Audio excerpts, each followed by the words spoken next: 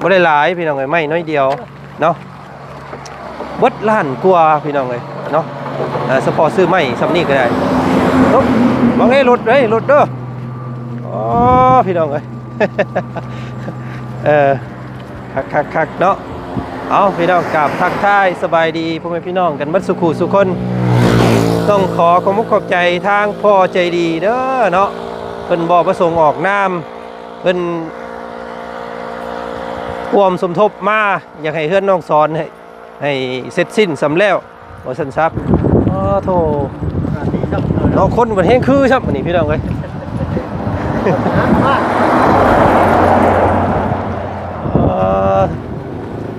ซื้อไม้แถมมักมี่เนาะแถมมักทุเรียนลาว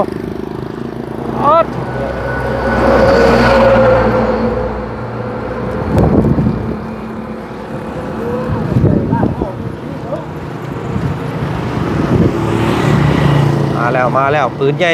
มาแล้วปืนใหญ่ป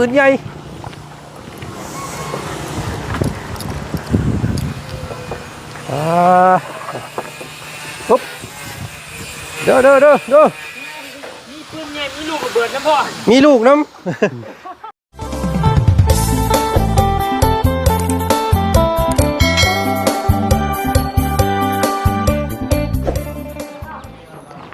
พี่น้องเราเปิดภาพมาอีกบัดที่นี่ทาง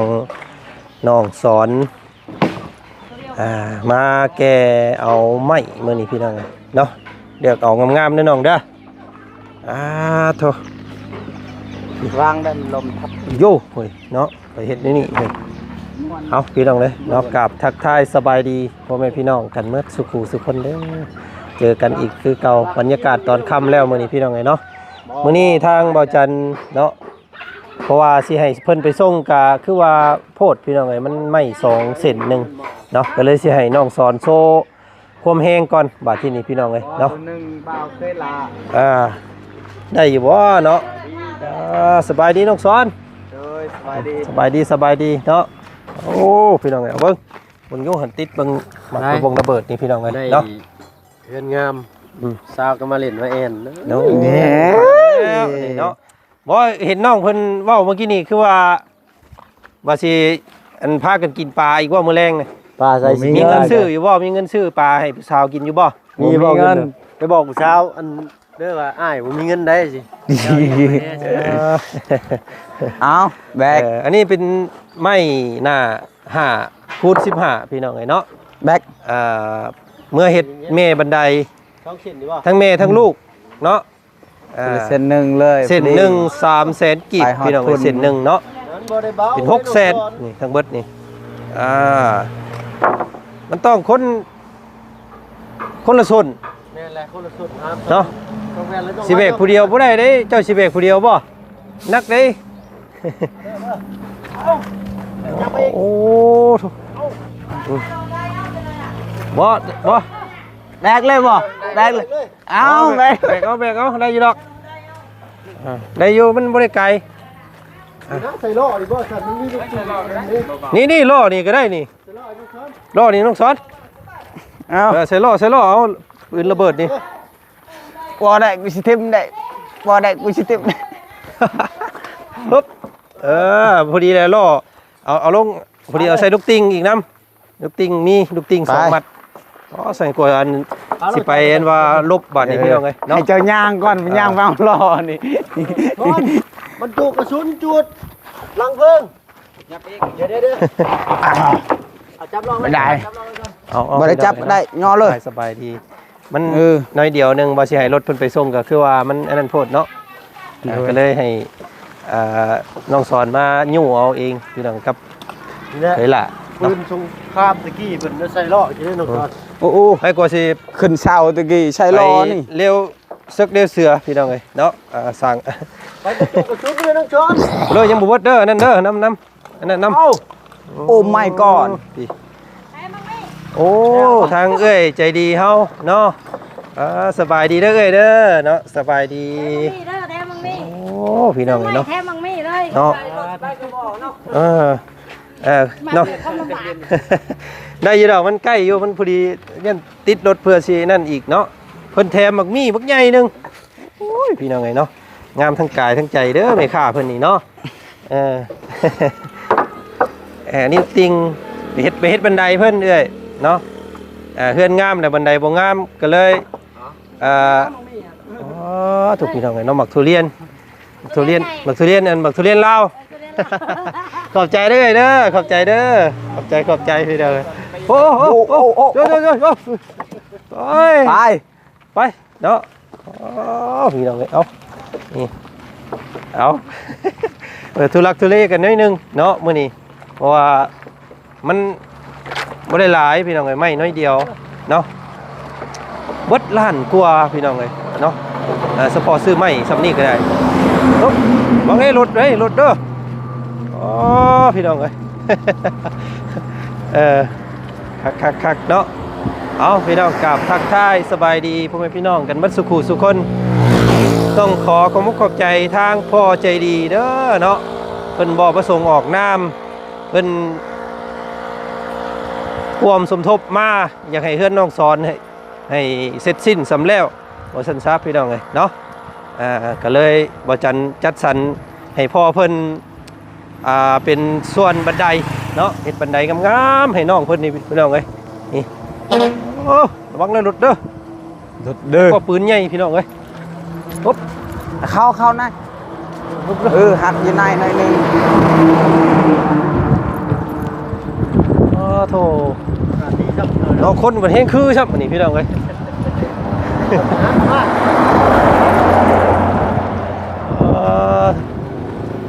ซื้อไม้แถมมักมี่เนาะแถมมักทุเรียนลาว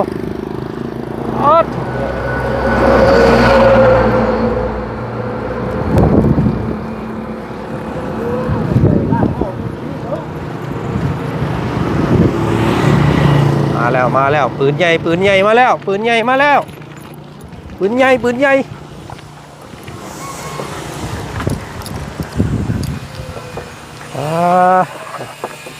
ุ๊บเด้อมีปืนใหญ่มีลูกระเบิดน้ำพ่อมีลูกน้ำโอ้โธ่พี่น้องไงเนาะมาแล้วพี่น้องเอ้ยฮอดปุ๊บเนาะโอเคช้อนน้ำหมกนี่ลงลูกระเบิดเอ้าสิเอาขึ้นรถไอ้บ่น่ะเอาคือบ่เอามาพากินเนาะบ่ชุกยังบ่สุกบ่โอ้ยู่ปืนใหญ่มาเพิ่นแถมลูกมันนำพี่น้องเอ้ยลูกกระสุนเอาไว้ตารางเจ้าก่อนก็ได้น้องเอ้ยเนาะโอเค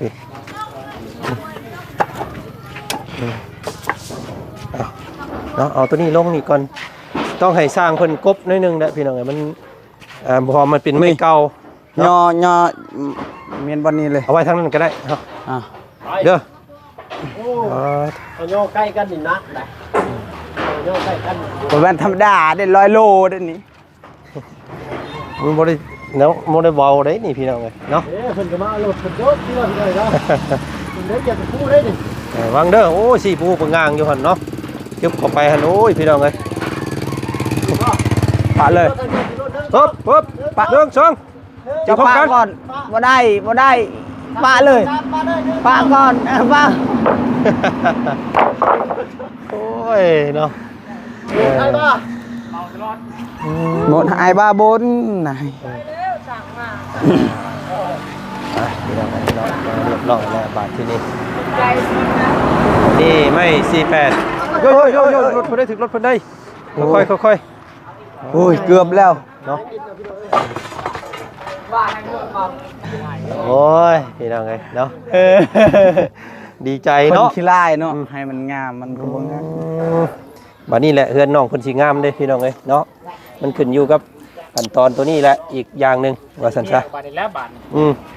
เพิ่นนัดผู้สาวอยู่ได้มื้อแรงเพิ่นว่ามื้อแรงผู้สาวสิมาเฮ็ดกินเพิ่นอยากผู้สาวอยากกินปลาเนาะแต่ว่าบ่มีเงินซื้อแล้วว่ะพี่น้องเอ้ยโอ้ยสิได้เอาเงินให้น้องเพิ่นซื้อปลาถ้าผู้สาวซะบ่นี่พี่น้องเอ้ยเนาะโอ้แล้วแหละพี่น้องเอ้ยเนาะต้มมอมบาดนี่โตสำเร็จเสร็จสิ้นเรียบร้อยสำหรับแผนกข้างเทิงเนาะเบิ่งสะอาดสะอ้างบาดนี่พี่น้องเอ้ยยังแต่ ใส่ลูกติงเฮ็ดบันไดใหม่เลยเนาะก็ซื้อสำเร็จเฮือนหลังนี้พี่น้องเนาะตบก็สิจงไว้ถามเบิ่งสร้างเพิ่นนํก่อนว่าเพิ่นสิเอาค่าสร้างเท่าใดพี่น้องเนาะสำหรับอันว่าเฮ็ดบันไดเนาะยังบ่วางตีนวางมืออยู่พี่น้องเนาะสร้างก็ค่ำมืดแต่ยังบ่เมื่อเนาะ5 โมงแรงเลย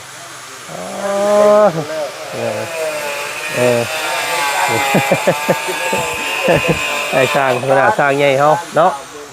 หัวหน้าสร้างอันขอคุยน้ำหน่อยนึงแน่หัวหน้าสร้าง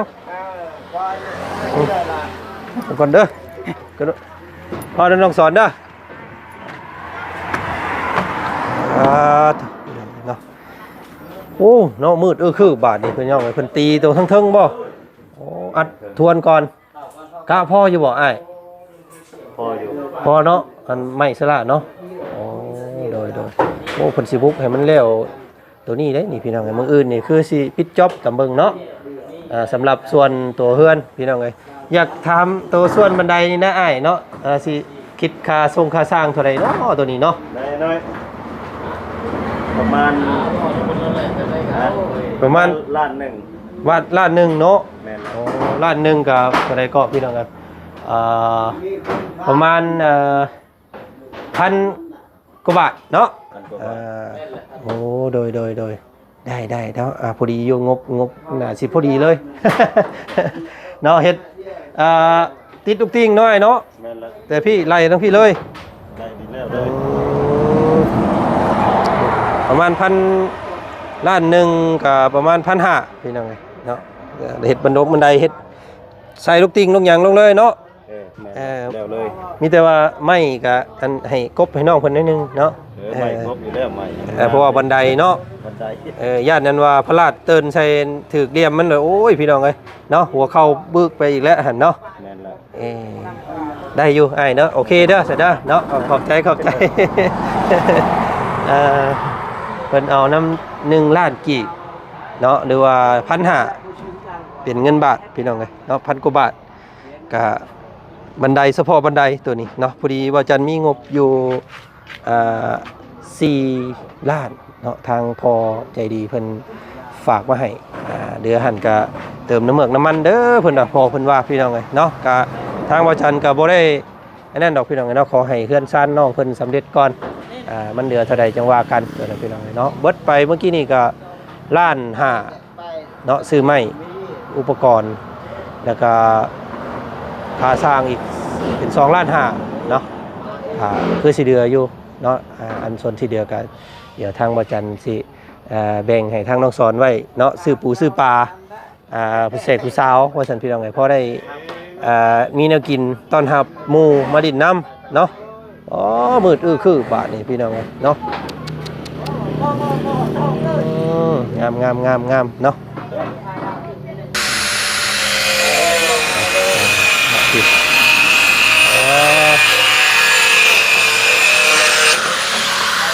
ทำมืดแต่ยังโมยุดอยู่เนาะกับถุงคู่กายแล้วนี่พี่น้องไงสะพายตลอดคุ้มค่าขนาดเด้นี่เนาะลักเอาน้ำยาพ่อเราว่ะพี่น้องกันโอ้ยฝนมาแล้วบาดนี้พี่น้องเลยเนาะฝ้าห้องตึ้งฝนมาแล้วพี่น้องเลยไม่ฝาเสื้อล่าเพิ่นคิดไรว่าพอดีเลยว่าสิเนาะงามหลายปัดใส่ใบประตูเข้าพุ่นแหละมันจังสิงามกว่านี้เนาะแล้วก็ใส่ลูกติ้งอีกพี่น้องเลยสิมีลูกติ้งอีกเนาะลูกติ้งใส่ลูกติ้งประกบลงมาบันไดนี่เปลี่ยนใหม่ไปเลยเนาะให้สร้างเพิ่นเอาน้ำลาดนึงเฉพาะเฮ็ดบันไดตัวนี้พี่น้องเลยเนาะบ่ได้เกี่ยวกับส่วนตัวเทิงเนาะก็ได้อยู่พอดีพี่น้องเลยงบเนาะงบมีพอดีเลยพอดีพ่อเพิ่นฝากมามื้อเช้านี้เนาะพอใจดีจากทางต่างประเทศพี่น้องเลยเนาะก็บ่จันจัดสรรให้เป็นพวกลูกติ้งบันไดเนาะแล้วก็สิมอบเงินให้น้องเพิ่น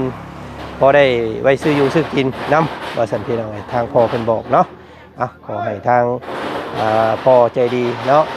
บ่ประสงค์ออกนามพี่น้องจงอยู่ดีมีแฮง จงมีแต่ความสุขเด้อพอเด้อสุขกายสบายใจปรารถนาสิ่งใดขอให้สมใจปรารถนาทุกสิ่งทุกอย่างเนาะตลอดปลอดภัยเนาะโอเคน้องสอนเนาะพี่น้องไงเนาะเริ่มเห็นรูปเห็นนางงามขึ้นแต่ละมือเฮือนก็ได้เนาะมีหลายคนอยู่น้องสอนเลยเพิ่นว่าอยากแนะนำให้ย้อมสีต้นเสามันนำในเด้อว่าซั่นมันจังสิงามย้อมเป็นสีไม้เนาะตัวนี้ยังบ่มีงบเด้อพี่น้องเด้อเนาะตัวนี้ได้สำนี้ก็ถือว่าโอเคเด้อน้องๆเนาะ โดยได้สำนี้ก็ดีใจแล้ว ดีใจแล้วสำนี้ก็ได้เอาพี่น้องเลยเนาะเอามื้อนี้ทางพอใจดีเพิ่นเนาะ โดย ได้ฝากพังให้ทางอ้ายมาเป็นสะพานบุญให้เรื่องเฮ็ดบันไดเจ้าเด้อ โดย เนาะและเพิ่นฝากเงินให้เจ้านำมื้อนี้น้องเลย โดย เนาะเนมมากล้องนี่นิดนึง มือเนมแต่ผู้สาวโอ้ยพี่น้องเลยเนาะเนมทางพ่อเพิ่นแน่เนาะพ่อเพิ่นนั่งเบิ่งอยู่เด้นี่พี่น้องเลยเด้อพอดีมื้อนี้พ่อเพิ่นส่งเงินให้เจ้านำ โดย พอดีแหละเจ้าว่าบ่มีเงินซื้อปลาให้ผู้สาวบ่หมู่สิมาดินน้ำบ่เจ้าเว้าน่ะ เพิ่นสิมาดินน้ำมื้อใด เราเมื่อวานดิ เอามาก็บ่เป็นหยังอันนี้ฮักแพงกันไว้เด้อ โดย เนาะบ่ต้องอายคำเพิ่นสิมาดินมาหยังน้ำกะเตรียมของอยู่ของกินไว้ให้เพิ่นน้ำ โดย เด้อเย็นมาเพิ่นมาดินน้ำบ่มีหยังสู้เพิ่นกินก็อายเพิ่นแล้วเว้าเนาะ โดย เห็นว่าเจ้าว่าสิไปซื้อปลาบ่ปลาหยังปลาปนิน ปลานิ่นนี่บ่มาต้มมาหยังสิบ่ ต้ม โอ้โดยไปทางไหนเนาะกะนับเบิ่งอยู่ซะน้องเนาะนี่เงินจากทางพอใจดีเพิ่นฝากให้เจ้าเด้อ โดย นับเบิ่งอยู่ฮอดบ่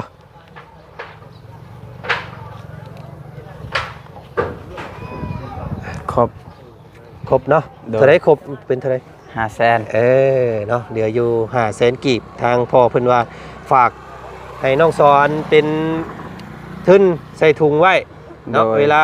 ซื้อยาเวลาเก็บเป็นอิ่มอุ่นหรือว่าซื้อของอยู่ของกินเด้อน้องเด้อ โดย ใส่ให้มันเป็นประโยชน์เด้อ โดย เอานบมือเอาแน่บาดนี้ขอบใจทาง ละลายเด้อทางพ่อใจดี เด้อ กับแม่หน้า บ่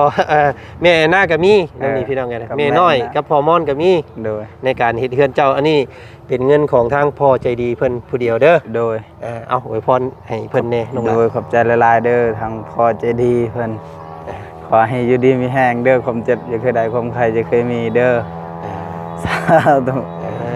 ตั้งใจเด้อน้องเด้อเนาะตั้งใจ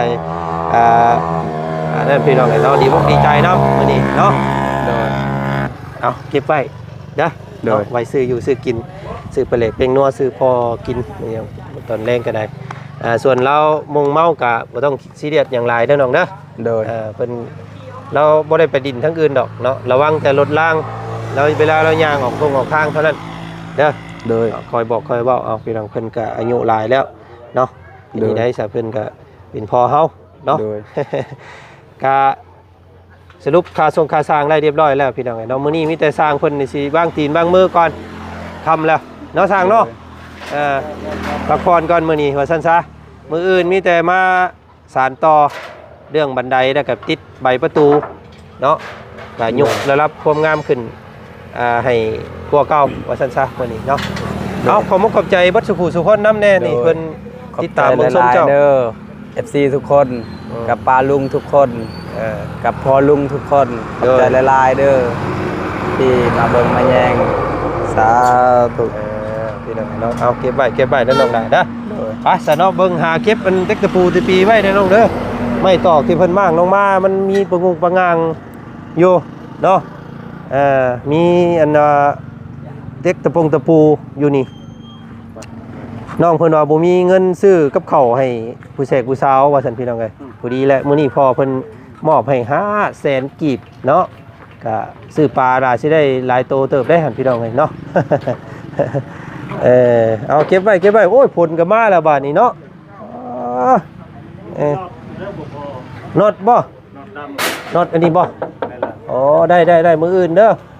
โอ อื่นสิซื้อมาเพิ่มเอาเครื่องทุงเนาะโอ้เจ้าเขาว่าอันอ้ายมาแต่เช้าก็อ้ายแวะเข้าไปเอาก็ได้ให้เฮาสิจ่ายเงินให้เด้อ เย็นว่าซึมเฮามาสวยเก็บไว้เนาะนี่ไม่ก็เด็กตะปูเนาะอันนี้เนาะเอาไปเย็นเด็กน้อยเด็กหยังมาเหยียบเก็บไว้เด้อเอาครบพี่น้องให้บาทนี่เนาะมีแต่รอเบิ่งรอส้มมืออื่นเนาะสร้างเพิ่นสิทำการเปลี่ยน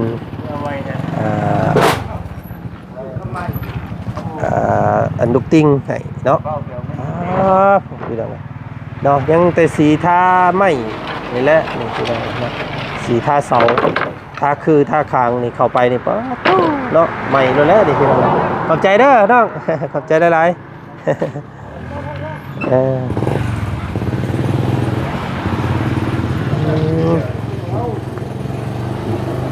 เอาเด้อแนวกินเด้อ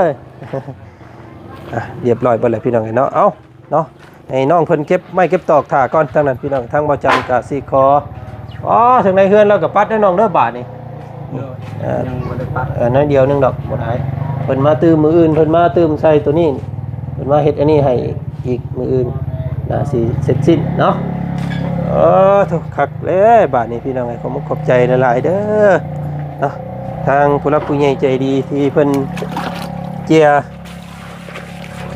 เนาะงบประมาณอันมีค่าแล้วก็เสียสละเวลาอันมีค่าเบิ่งส้มทางซ่องของพวกเฮาเนาะหลายคู่หลายคนพี่น้องเนาะก็ขอบใจหลายๆก็ได้มิตรเซลตัวนี้เปลี่ยนเนาะโอ้โดยยังเหลืออยู่ได้ซอยเด้อเนาะพอดีแล้วเนาะมันประหยัดงบซอยกันอีกพี่น้องเอ้ยเปลี่ยนเนาะก็ได้โดยมันนั่นเอาตัวนี้มาแหนเปลี่ยนตัวนี้เลยขันนี่นะแหนเอาตัวใหญ่เลยเนาะน่าสิพ่ออยู่ดอกไม่เพราะว่าเส้นหนึ่งเนี่ยเป็นแม่เส้นหนึ่งเป็นลูกเนาะ5 ขั้นบันไดเล่าพี่น้องเฮือนหลังนี่เพราะว่าเฮือนบ่ได้สูง2 4 5เนาะ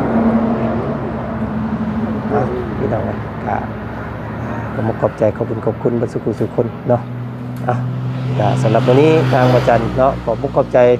ทางพ่อใจดีเนาะจากต่างประเทศพี่น้องเนาะเนรมิตบันไดให้มันใหม่มันงามมาซะเนาะก็ขอบใจหลายๆเนาะมื้อนี้ทักทายสบายดีพี่น้องสุคนขอบใจบรรสุสุคนนำเด้อเนาะที่เสียสละเวลาเบิ่งชมคลิปมีค่าเนาะขอบใจหลายๆสบายดีมื้อนี้ไปแล้ว